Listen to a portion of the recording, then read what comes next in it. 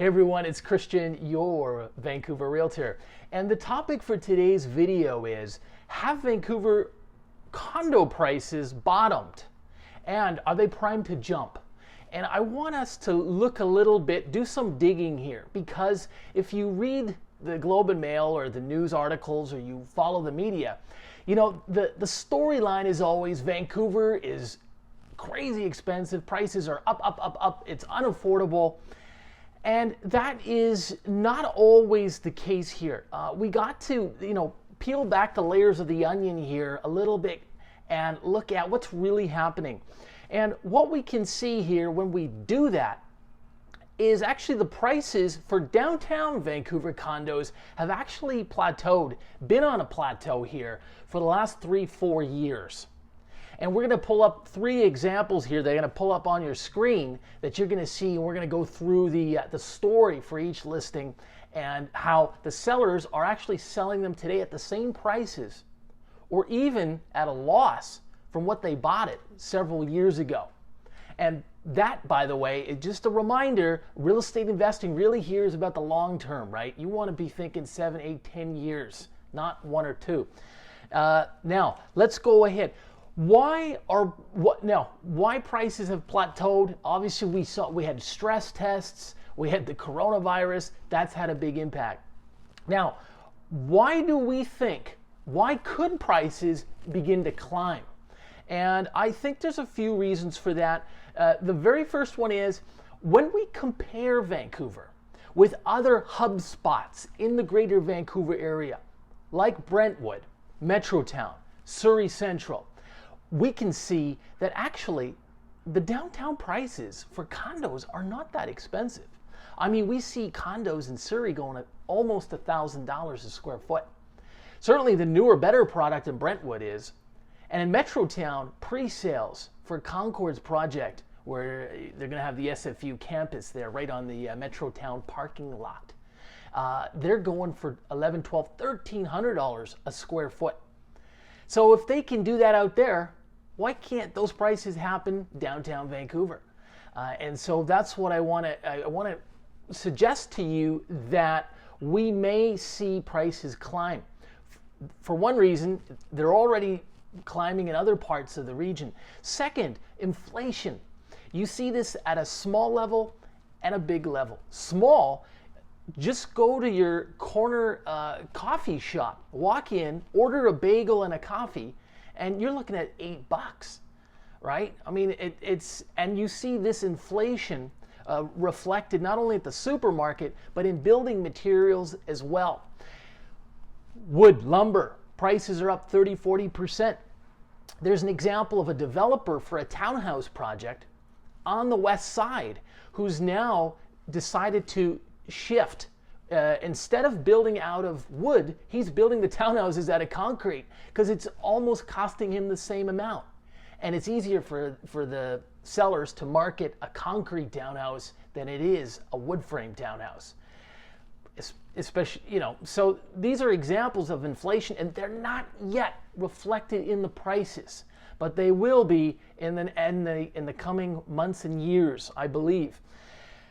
And the third is we're going to see people streaming back into the lower mainland. Of course, we're going to have more workers, students, tourists, etc., as a majority of our population is vaccinated. I think it was just the other day Trudeau was saying he wants to open the borders with the US once we hit that magic number of 75% vaccinated, and we should be there in about 2 weeks. So those are 3 reasons we're going to see it. I think we have going to see price increases, and they're not going to go down from here. That's my personal belief. I mean, I could be wrong. Let's see what happens, but I certainly believe that this has to be some kind of a bottom. And when we look back from 5 years in the future to today, I wouldn't be surprised if that's the case. Now, I want to show you 3 examples here of homes on the market, 3 listings. And let's go first to Yaletown. Here you can see there's a 2-bed, 2-bath on Richards, a very nice building. And this is a corner unit. You can see it by the single photograph where you have windows on both sides. We're not going to go through all the photographs. This is a unit that's at 900 square feet. Couple things. Obviously, it's a lower floor unit, so you can see the neighbors here right above the sofa towards the left. So, but that's typical for downtown Vancouver. You know, it's a city. This is city living. Sometimes it's hard to have unobstructed views, and it's a lower floor, so you're not really going to have a view. Those would be the two drawbacks here. But what I want to bring to your attention is this was listed at $949,000. And this one has been on the market since February. This is something someone could get in here and basically purchase this at the same price, close to it, what the seller paid several years ago. So this storyline that Vancouver is this never-ending, unaffordable city is not necessarily true. This is a 2017 price point right here. Now, anyway, this is a 2-bed, 2-bath. Obviously it's a concrete building. It's in downtown Vancouver, and a few things on it. I know that this unit is tenanted. It doesn't show as well as it could. I've been told that maybe the tenants are a little bit on the messy side. So, as a buyer, you got to look past that, and how would you design or utilize that space? That's how you got to approach this. And forget about, if it's cluttered or not inside. They have had a few offers on it. One fell off because financing didn't come through. Another one, buyer got cold feet. So that happens in the market. And sometimes those listings, they hang around for a little bit. I think they've been doing some renovations here as well, so they haven't been showing it as much. But it's got really low maintenance fees. It's currently rented out for $3,000 a month. Very average rent for a 2-bedroom in a nicer building like this one in downtown. And it's an example where you could get this likely in the $900,000 to $950,000 range. You could secure a 2-bedroom in a concrete building that's 10, 12, 15 years old. Very nice. So that's one example. Let's shift gears. Let's go to the West End, the best end. And here's an example of a 1-bedroom. This is over on Barclay Street. It's a lovely building. It's one of the only buildings in Vancouver from this era that has air conditioning. 24-hour concierge next to a great workout facility, the Robert Lee YMCA. The 1-bedrooms here are a little special because they are a lot bigger. They come with more space. This one has a room for a home office den.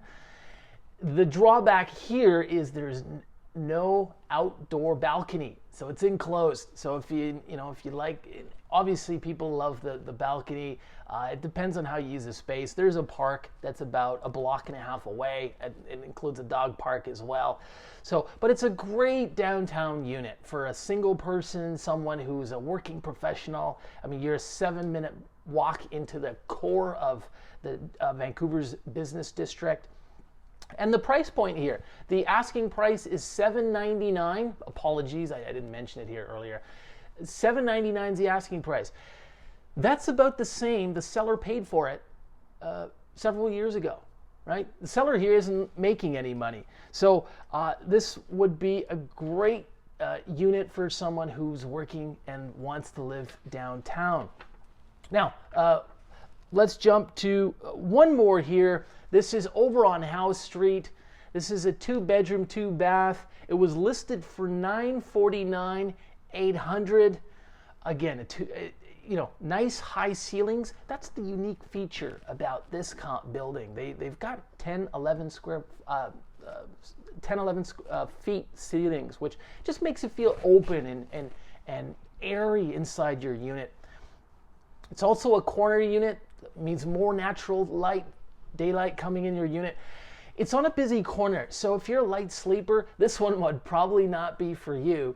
The balcony here faces the east, away from Howe Street, the busy side.